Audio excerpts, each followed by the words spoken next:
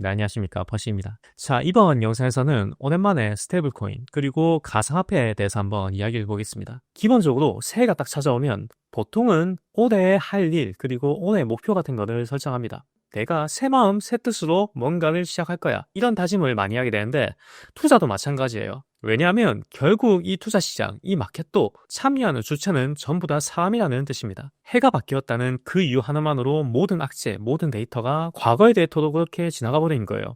정말 신기하기도 말이죠. 그렇기 때문에 여러분들은 이런 사람들의 심리, 과거의 나쁜 데이터, 나쁜 뉴스는 청산하고 새 마음 새 뜻으로 한 해를 시작하고 싶어하는 그런 심리를 여러분이 좀 이해하시면 투자하시는데 좀 도움이 되지 않을까 그렇게 생각합니다. 그렇기 때문에 지금 이 시점에서 사람들의 관심이 떠나버린 이 가상화폐 시장, 코스피 그리고 나스닥이 고공상승을 하고 있을 때 상대적으로 계속 침체가 되어 있던 이 가상화폐 시장을 좀 관심 있게 들여다볼 그럴 필요가 있다는 거죠. 지금 미국의 지니어스 법안이 2026년 7월경부터 시행될 거라고 그렇게 예상이 되고 있어요. 그 시기가 엄청 멀어 보였는데 벌써 6개월밖에 남지 않았다는 거예요. 그리고 그 다음에 중요한 법안이 클래리티 법안이 있습니다. 이 법안은 가상화폐 코인을 증권이 아닌 상품으로 분리할 수 있는 그런 매우 중요한 법안이고, 특히나 이게 걸려있는 게 바로 XRP, 리플 코인이 이 법안이 통과되면 가장 많은 수혜를 볼 그런 코인으로 현재 주목받고 있죠. 최근 뉴스를 보면 어느 스테이블 코인을 구매하면 스테이킹 했을 때 20%의 그런 이자를 준다더라.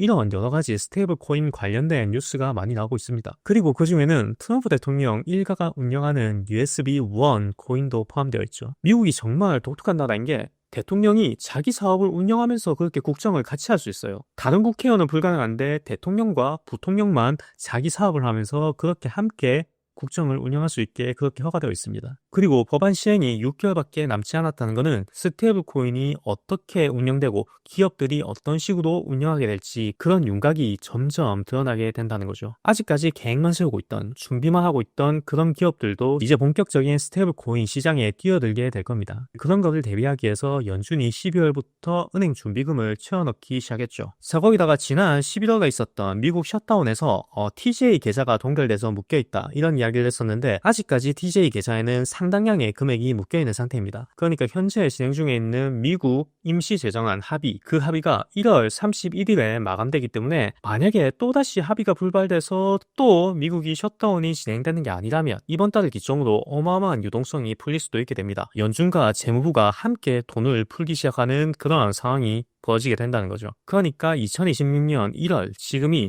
가상화폐 시장에 투자하기에는 상당히 좋은 타이밍이 될 수도 있다. 특히나 지금처럼 미국이 무력적으로 다른 나라에 개입하려는 그런 상황이 왔을 때 다른 국가 재벌들, 부자들의 피난처로 비트코인, 가상화폐가 활용될 수도 있다는 겁니다. 원래부터 목적이 그런 목적으로 만들어졌기 때문에 충분히 그럴 가능성이 있다는 겁니다. 자, 그러면 오늘 가상화폐 관련된 그런 이야기를 하다가 최근에 리플의 에스크로가 재락킹이 되었다는 그런 뉴스를 여러분이 한 번쯤 보셨을 건데요. 원래부터 매달 1일마다 10억 개의 XRP가 언락되고, 그리고 필요한 만큼 리플랩스에서 사용을 한 다음에 남아있는 코인을 다시 락킹하는 그런 구조로 되어 있습니다. 그런데 최근에 리플의 브래드 갈링하우스가 이 에스크로 시스템을 리플이 도입한 것은 실수였다고 그렇게 이야기를 했습니다. 원래 처음에 에스크로 시스템을 도입했던 그 이유는 자금의 사용 투명성을 위해서 그렇게 도입했습니다. 리플랩스가 전체 발행량의 40%가 넘는 그런 코인을 보유하고 있다 보니까 이거를 갑자기 시장에 던지고 도망간다거나 혹은 자금을 몰래 유용하는 그런 걸 막기 위해서 이 자금을 리플도 함부로 꺼내쓸 수 없게 에스크로에 락킹을 하는 그런 목적으로 설계되었는데요. 그런데 그런 투명성 보장 시스템이 미국이 현재 추진하고 있는 클래리티 법안을 위반하는 그런 시스템이 되어버렸다는 거죠. 그러니까 코인이 증권에서 상품으로 인정받기 위해서는 개발사인 주최사가 전체 물량의 20% 이상을 들고 있으면 안 된다라는 그런 법안이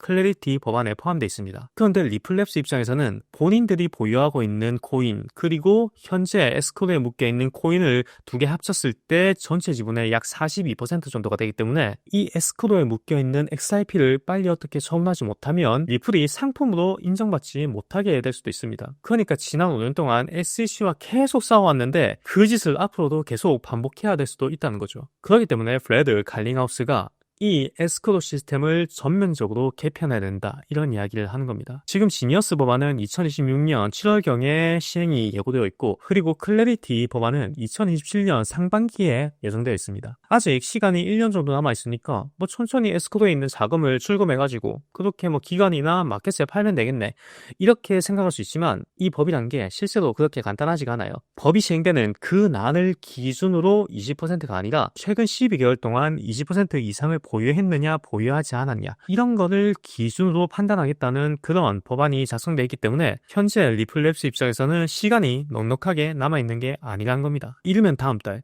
늦어도 3월까지는 본인들이 보유한 전체 물량 중에서 절반 이상을 다른 기관이나 혹은 마켓에 던져야 된다는 거예요. 그 매각 방법이 어찌되었건 본인들이 보유하고 있는 물량을 전체 물량의 20% 이하로 줄여야 된다는 겁니다. 자, 그렇다면 여기서 방법이 중요하겠죠. 어떤 방법을 선택하느냐에 따라서 XRP 가격이 폭등할 수도 있고 혹은 XRP 가격이 폭락할 수도 있습니다. 첫 번째로 XRP 투자자가 가장 원하는 거는 바로 코인 소각입니다. 지금 에스크로에 보관하고 있는 모든 코인, 그러니까 전체 발행량의 20%가 되는 그런 코인을 전부 다 소각시켜버리는 그런 방법이 어찌 보면 투자자가 가장 원하는 그런 방법일 수도 있습니다. 하지만 이 방법을 리플랩스가 사용할 확률은 매우 낮습니다. 왜냐하면 과거에 스텔라 루멘에서 전체 발행량의 일부를 소각했는데 엄청나게 많은 코인을 소각했음에도 불구하고 가격은 별로 상승을 하지 않았어요. 그러니까 주식 같은 경우에는 그 기업의 가치나 그 기업의 매출과 뭐 순이익 이런 걸 통해 가지고 적정 주가를 측정할 수 있는 그런 방법이 있는데, 아직까지 코인 시장은 그 코인의 적정 가치를 나타낼 수 있는 그런 지표가 데이터로 산출하기 상당히 힘든 그런 부분이 있습니다. 그렇기 때문에 소각을 했다 하더라도 그 가치가 온전히 올라갈 확률이 매우 낮다는 거죠. 그렇다면 두 번째 방법으로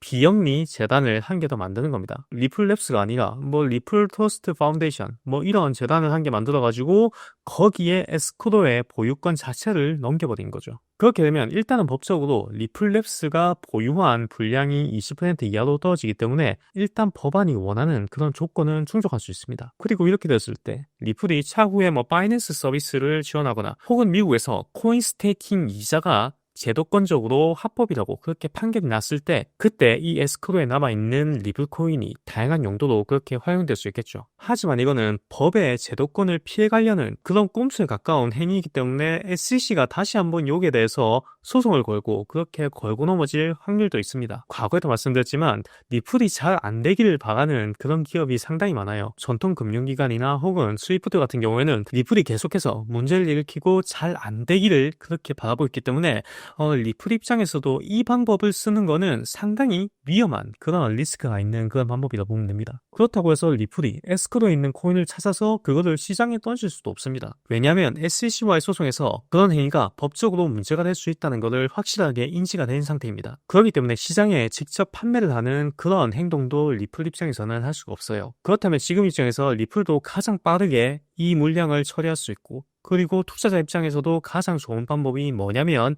바로 리플의 에스크로 이 소유권을 은행이나 기관을 통해서 통째로 매각을 하는 겁니다. 지금 리플 입장에서 매달마다 10억 개의 리플 코인을 찾아서 그렇게 기간에 판매를 하는 그런 행동을 하면 전체 물량 20%를 맞추는데 거의 2년 정도가 걸립니다. 그리고 매달 코인이 올라갈 때마다 뭐 리플이 어디에 그걸 팔았니, 이번 달에는 단 하나도 다시 락킹을 하지 않았니, 뭐 이런 뉴스에 계속 시달릴 확률이 높기 때문에 지금 리플이 할 수 있는 가장 현실적인 방법은 이 에스크로 지갑의 마스터키 자체를 미국의 기관과 은행 연합들에게 통째로 판매하는 방법이 가장 현실적이라는 거죠. 그리고 아까 전에 이야기했듯이 이런 발표는 빠르면 2월 혹은 3월 내로 발표가 나올 수도 있습니다. 지금 뉴스를 보면 그런 기미가 슬슬 올라오고 있어요. 원래 JP모건은 본인들의 코인을 이용해가지고 그렇게 프라이빗 네트워크를 만들어서 우리가 결제 시스템을 직접 만들겠다, 이런 이야기를 했는데 갑자기 뜬금없이 리플 네트워크를 자기네들이 연결해가지고 이걸 통폐합 하겠다, 이런 발표를 하고 있어요. 그리고 가상화폐 코인에 전혀 관심이 없던 뱅가르가 갑자기 XRP에 관심을 갖기 시작합니다. 그러니까 지금 기관사에서는 이미 그런 소문이 다 돌고 있는 거예요. XRP 전체 물량의 20%가 곧 있으면 블락딜로 이렇게 나올 거다. 자, 그렇다면 기관들이 XRP를 뭐 구매하고 이런 거는 어찌 보면 우리들 입장에서는 별로 신경 쓸 그럴 문제가 아닙니다. 우리가 투자하고 있는 이 투자 상품이 가격이 올라가냐 떨어지냐, 이게 가장 큰 문제가 될 건데, 기관이 만약에 XRP를 이렇게 대량으로 구매하게 되면 가격이 오를까요? 떨어질까요? 당연히 그 가치는 빠르게 상승하게 될 겁니다. 자, 기관들 매집 끝났어요. 이제 기사 출발합니다. 빰빰 하면서 이렇게 올라가게 될 거란 거죠. 자, 그렇기 때문에 2026년 1월부터 2월 사이 이때 발생하는 수많은 이벤트, 수많은 뉴스의 연결점, 이 포인트를 여러분이 잘 관찰을 해야 된다는 거예요. 이 시기 때 정말 많은 이벤트, 그리고 어떠한 정말 중요한 뉴스가 계속해서 발생하게 될 겁니다. 그리고 그런 뉴스가 없다 하더라도 미국의 임시 재정안이 통과되는 것만으로 어마어마한 유동성이 풀릴 수 있기 때문에 실패할 확률보다 성공할 확률이 훨씬 더 높은 그런 시기라는 거죠. 자, 그러면 이번 영상은 오랜만에 가상화폐, 그리고 리플에 관련된 그런 이야기를 살짝 했습니다. 제가 왜 계속 리플에 관심을 가지고 있는지 그거는 제가 이전 영상에서 한번 말씀드렸습니다. 다른 코인들과는 달리 리플 같은 경우에는 직접 은행 시스템, 전통 금융 시스템과 맞서 싸우고 있는 그런 코인이기 때문에 이 코인을 유심히 바라볼 필요가 있다. 그렇게 이야기를 했어요. 그렇기 때문에 많고 많은 그런 다양한 코인 중에서 유독 리플에 대해서 그런 언급을 많이 하는 거니까 그런 부분을 이해해 주시기 바라고요. 그러면 다음 영상에서 또 좋은 영상으로 찾아뵙겠습니다. 감사합니다.